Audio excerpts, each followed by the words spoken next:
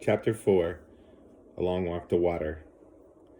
All right, we're going to start out in southern Sudan in 2008, and it's the story of Naya. Naya's mother took the plastic container from her and emptied the water into 3 large jars. She handed Naya a bowl of boiled sorghum meal and poured a little milk over it. Sorghum meal is like a cereal. Naya sat outside the shade of the house and ate. When she was done, she took the bowl back inside.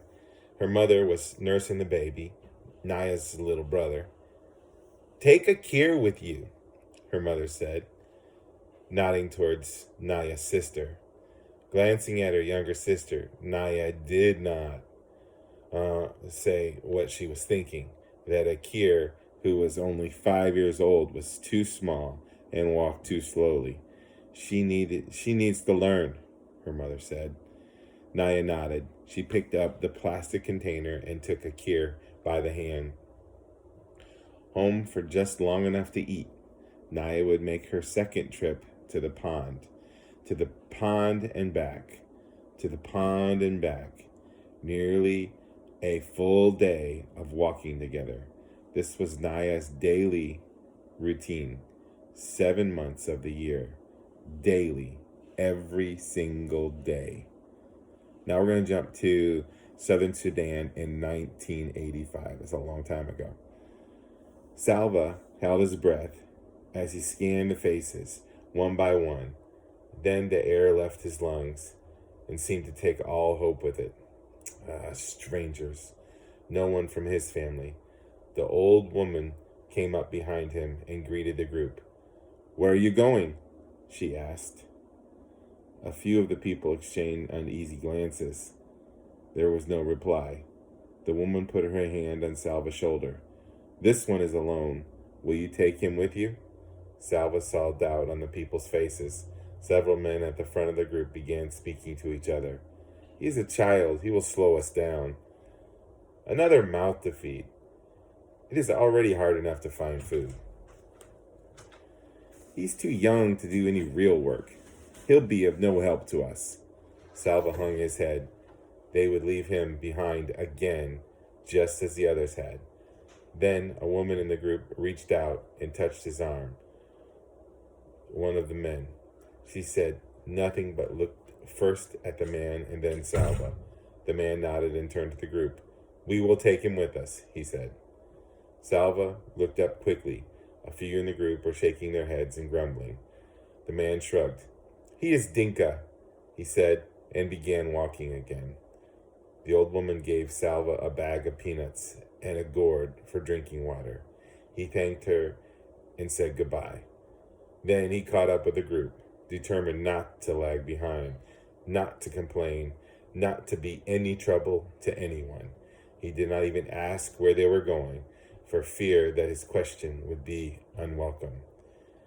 He knew only that they were Dinka and that they were trying to stay away from the war. He had to be content with that. The days became a never-ending walk. Salva's feet kept time with the thoughts in his head, the same words over and over. "Where's my family? Where's my family?" Every day he woke and walked with the group, rested at midday, and walked again until dark. They slept on the ground. The terrain changed from scrub to woodland. They walked among the stands of stunted trees.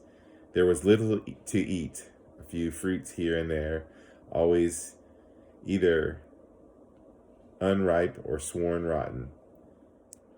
There was little to eat, a few fruits here and there,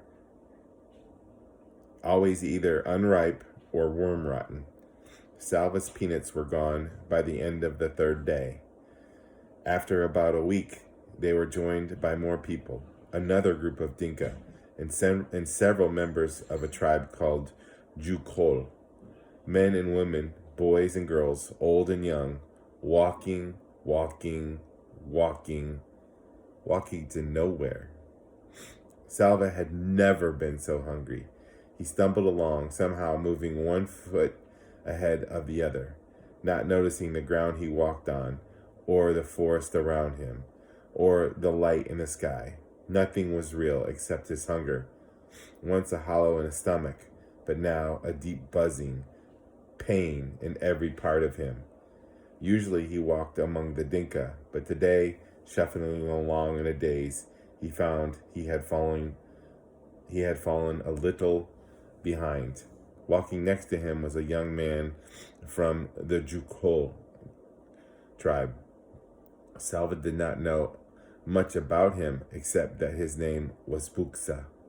As they walked along, Buksa slowed down. Salva wondered sluggishly if they should try to keep up a bit better. Just then, Buksa stopped walking. Salva stopped too, but he was too weak and hungry to ask why they were standing still. Buksa cocked his head and furrowed his brows, listening. They stood motionless for several moments. Salva could hear the noise of the rest of the group ahead of them, and a few faint voices and birds calling somewhere in the trees. He strained his ears. What was it? Jet planes? Bombs? Was the gunfire getting closer instead of further away?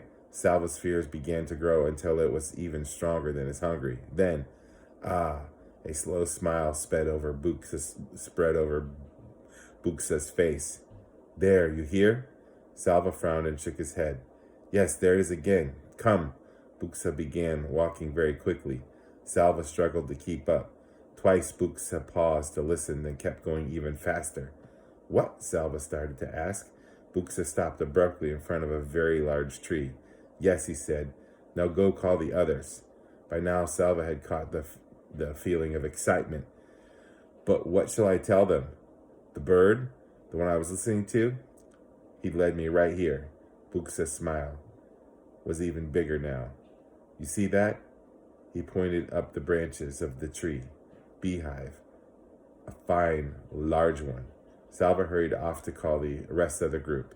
He had heard of this, that the Jukol could follow the call of the bird, called the honey guide, but he had never seen it done before. Honey, this night they would feast.